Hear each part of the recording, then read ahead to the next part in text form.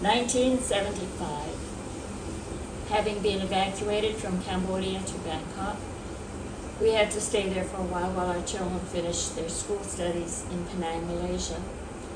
While we were there, we had opportunities to meet other Cambodians who had fled the country and were now making their home in Bangkok, hoping for some solution to their situation. One thing we did, we had a little prayer meeting, just a few people that would come, a few Christians.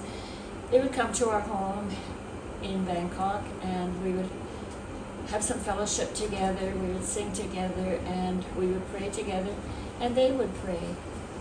So one Sunday afternoon, we were surprised to see that a Buddhist priest had joined us. He was dressed in his orange robes, and he sat with everybody, and of course we were happy to have him there, happy to share the gospel with him, happy to have fellowship with him, happy to make him our friend. The Christians prayed one after the other, and then this priest said, "May I pray too?" Yes, of course, go ahead and pray. His prayer was absolutely wonderful as he encountered God. Because what he said was, "I used to think that I was a holy man, but now I understand that I'm a sinner and that Jesus died to pay for my sins. And so I'm becoming a follower of Jesus. As soon as I can, I will take off these orange robes and put on normal clothes." We were just amazed and delighted. It was so wonderful to see this man totally understand and give his heart to Jesus. Ian made his commitment complete. He was really born again. Yes, his name was Ian.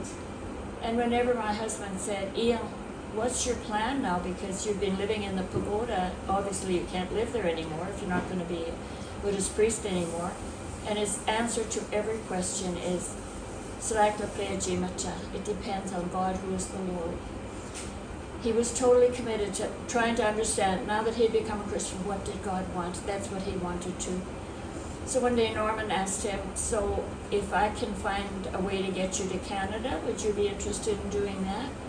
And the standard answer was, "Sraikla Preya Jimacha." Depends on the Lord, who is God.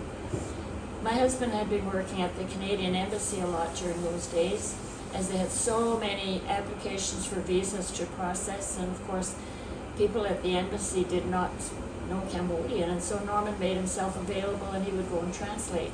And so they were very happy if he said, "Can I sponsor this man Ian to go to Canada?" They were very happy to say, "Yes, of course you can do that." And so we sponsored Ian, and the day came when Ian and another young man called Bonaret made their way to Canada.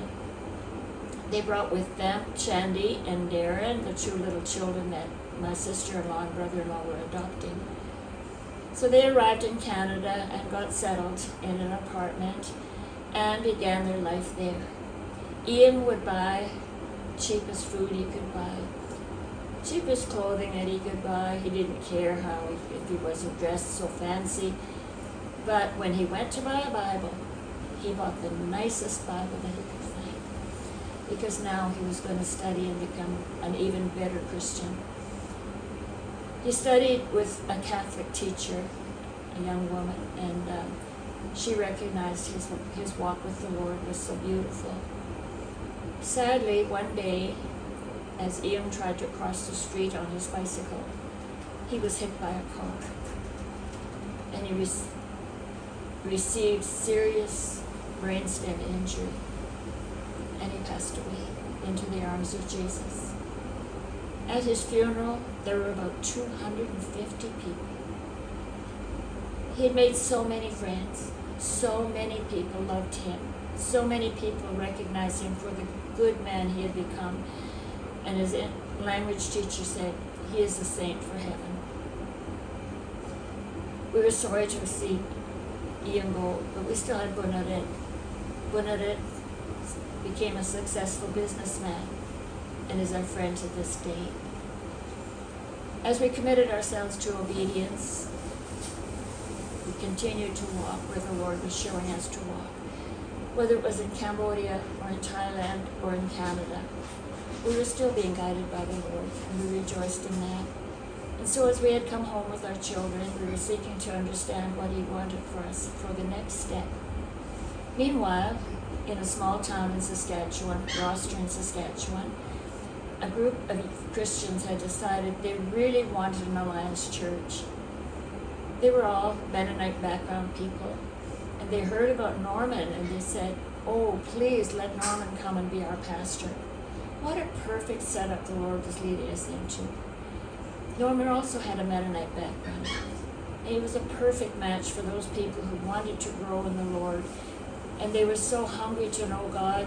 Sometimes it's hard for a missionary to make the transition to be a pastor in Canada, but this was not hard. It was wonderful. It was so wonderful. And so the Lord had led us back to Rostron, Saskatchewan. That was the town where my mama, had sat and dedicated me to the Lord. That was the town where I was born. And now the Lord is taking us back there to have a church. The group was small, but it grew, and it grew, and it grew. They just, in 1922, built a beautiful new building. It was a successful church plant. We realized that God was with us as we encountered Him in every country, in every place where we have ever been. Because really, the encounters are not just once in a long time when we really say, wow, God did that. But it's made up of a daily walk with God, where every day He's caring for us and providing for us and leading us. How grateful can I be for that?